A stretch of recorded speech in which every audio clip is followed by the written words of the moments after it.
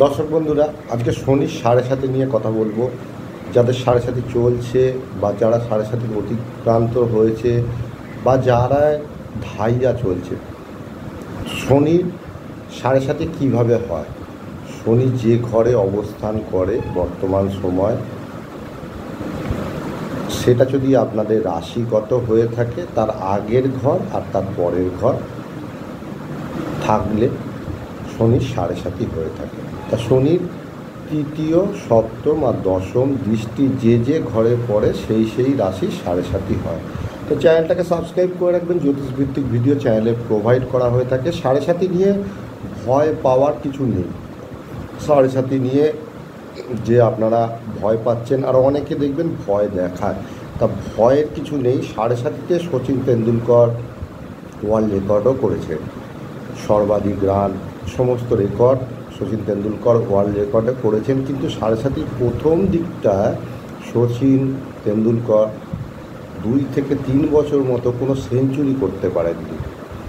তারপর অস্ট্রেলিয়ার মাঠে 100 রান বহুদিন করেননি। অস্ট্রেলিয়ার মাঠে 241 রান করেন 2.5 থেকে 3 বছর পরে, কোনো সেঞ্চুরি না থাকা অবস্থায়। তারপরে সে ডিটারমাইন্ড হয়ে, সে কিন্তু দৃঢ় প্রতিজ্ঞ হয়ে খেলাটা চালিয়ে গেছিল। তারপর ওয়ার্ল্ড রেকর্ড প্রায় 2-2.5 দিন ব্যাট করেছিলেন এবং 241 রানের একটা ঝকঝকে ইনিংস খেলেছিলেন। তাহলে আমরা কি পাচ্ছি, সাড়ে সাতিতে ফল দেবে। আপনারা যদি চেষ্টাটা বাড়াতে পারেন, চেষ্টাটা বেশি রাখতে হবে, তাহলে কিন্তু ভালো ফল পাবেন।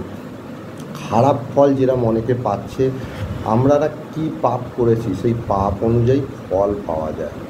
পাপ মানে কি, আমরা জানতে অজান্তে অনেক ভুল করে থাকি, তার জন্য কিন্তু সাড়ে সাতিতে ফল পাওয়া যায়। শনি কিন্তু ডিসিপ্লিন কারক গ্রহ। আপনারা যদি ডিসিপ্লিন মেনটেন করেন, আপনারা যদি সকালে ঘুম থেকে ওঠেন, টাইমে খাওয়া দাওয়া করেন, টাইমে কাজকর্ম করেন, তাহলে কিন্তু আপনাদের সাড়ে সাতির প্রভাব অনেক কম হবে। আর আপনারা যদি সাড়ে সাতিতে যদি আপনারা লোক ঠকান, হতাশা তাহলে বাড়বে। সাড়ে সাতিতে আপনাদের আর্থিক ডিস্টার্বনেস, একাধিকভাবে ডিস্টার্বনেস, দাম্পত্য কলহ, দাম্পত্যে ছাড়াছাড়ি, এগুলো কিন্তু হয়ে থাকে। তা আপনারা শনি যে গ্রহ, শনি গ্রহ হচ্ছে বাধাবিঘ্ন কারক গ্রহ, শনি দুঃখ কারক গ্রহ, শনি কিন্তু আবার কর্মকারকও গ্রহ। তাহলে কর্ম যদি আপনারা সঠিক রাখেন, তা আপনারা কিন্তু শুভ ফলই পাবেন। তা সেই ফল পেতে গেলে আপনাদের আরও সাড়ে সাতির সময় বেশি ডিটারমাইন্ড হয়ে, মন স্থির করে কাজকর্ম, যে কাজ করছে নিষ্কাম কর্ম, যেটা গীতাতে লেখা আছে, সেই কাজ যদি করতে পারেন, তাহলে কিন্তু আপনারা ভালো ফল পাবেন। তা সাড়ে সাতির যে চরণ, প্রথম চরণে দেখবেন আপনাদের ঠিক মাথার একটা যন্ত্রণা, মাথার ডিস্টার্বনেস, মানে মাথার ডিস্টার্বনেস বলতে কি, আমি যেটা বলতে চাইছি যে আপনাদের মাথা ব্যথার কারণ হয়ে থাকবে। সেকেন্ড যখন সাড়ে সাতির দ্বিতীয় চরণ আপনাদের রাশিতে যখন আসবে, তখন কিন্তু আপনাদের পেটের সমস্যা বাড়তে থাকবে, শারীরিক বিষয় বলছি। এরপর যখন লাস্ট চরণ, মানে আপনাদের যখন সাড়ে সাতি ছাড়বে লাস্ট 2.5 বছর, তখন দেখবেন পায়ের দিকে, নিম্নাঙ্গের দিকে ব্যথা বেদনা, ডিস্টার্বনেস কিন্তু হয়ে থাকবে। তা সাড়ে সাতি নিয়ে ভয়ের, আমি আগেও বলেছি এখনও বলছি, ভয় পাওয়ার কিছু নেই। শনি কিন্তু খুব ভালো গ্রহ, যে গ্রহটা এক একটা রাশিতে 2.5 বছর অবস্থান করে। আপনারা যদি শুভ কাজ করেন, কাজে বেশি মনোযোগ দেন, মানে আমি বলতে চাইছি আপনি 5 ঘন্টা কাজ করেন, সেই কাজটা কিন্তু সাড়ে সাতির সময় আপনাকে 10 ঘন্টা করতে হবে। ডবল পরিশ্রম দিলে হয়তো আপনি সাকসেস পাচ্ছেন না, কিন্তু পাবেন, দেরি হলেও সাকসেস পাবেন, এটাই করায়। আর আমরা এই সময় অনেক ভুল করে থাকি, আগেও অনেক ভুল করে থাকি, সেই বিষয়টা নিয়ে আমি যেরকম বলছিলাম। ধরুন ভীষ্ম ষড়শয্যায় বিদ্ধ হয়েছিল। এবার অনেকেই প্রশ্ন করেছে যে ভীষ্ম যে ষড়শয্যায় বিদ্ধ হয়েছিল, ভীষ্ম তখন শ্রীকৃষ্ণ যখন দেখা করতে গেল, ভীষ্ম তখন শ্রীকৃষ্ণকে প্রশ্ন করলো, মধুসূদন, তা আমি ষড়শয্যায় বিদ্ধ কেন হলাম, আর এইরকম কষ্টই বা ভোগ করছি কেন? আমি তো যতটা জানি আমি এই জীবনে কোনো পাপ করি। তখন শ্রীকৃষ্ণ বলছে আপনার কত জন্মের কথা মনে আছে? বললো যে 3 জন্মের কথা মনে আছে। তখন বললো আপনি 7 জন্মে আগে একটা সাপকে কাঁটা তারে বিদ্ধ করেছিলেন, মানে তরোয়াল দিয়ে তুলে ছুঁড়েছিলেন, সেটা কাঁটা তারে বিদ্ধ হয়েছিল। সে কিন্তু কষ্ট পেয়ে অভিশাপ দিয়ে মারা গেছে। সেই ফলটা কিন্তু আপনি 7 জন্মে পরে ফল পাচ্ছেন। তাহলে আমরা যে পাপ আজকে করছি, যে ভুল আজকে করছি, সেই ফল যদি আমরা এ জীবনে না পাই, পরের জীবন, তারপরের জীবনে কিন্তু পাবো।